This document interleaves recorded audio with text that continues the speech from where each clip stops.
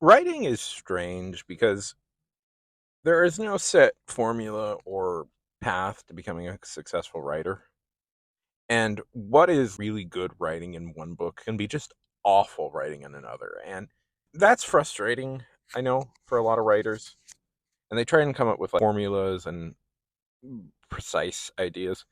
And a lot of these formulas I think can be very useful, but at the same time, a lot of advice that I see given around on the internet actually hinders writers. One of the big ones I dislike, I really dislike when people give this piece of advice is don't base characters around yourself.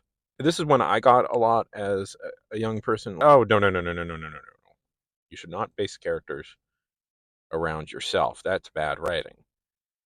And listen, there are hundreds of books where the writer did that very thing, based a character around themselves, and it is beloved and considered a classic. James Joyce, Ernest Hemingway, Scott Fitzgerald, Sylvia Plath, all did that. And your opinions may vary a little bit on those authors. In fact, it's often rare for a book to not be at least a little inspired by the author. And the reasons for why a lot of this works out. You know yourself pretty well. You know how you react and you know how you behave in certain situations. It feels real and has verisimilitude when a character does something because you have acted that way in the past. You should have a pretty good sense on what you as a person would do in a situation, and that can create a pretty good character right off the bat. Why do people hate this? What's the objection to basing a character on yourself? I think it comes down to when there is a character based on the author, there's a really bad,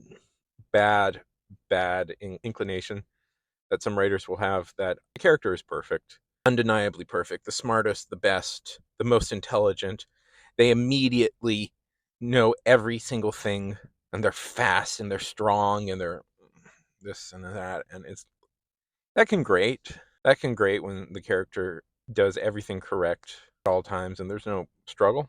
And I get that. I get that. The trick when basing a character on yourself, I would say, is emotional honesty.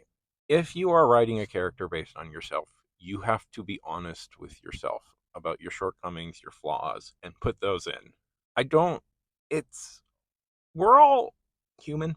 Humans have flaws. Humans aren't perfect. Humans have struggle. And I know you're afraid. I'm afraid. I'm afraid that maybe people won't like your main character if they have flaws like that. But they will. They will.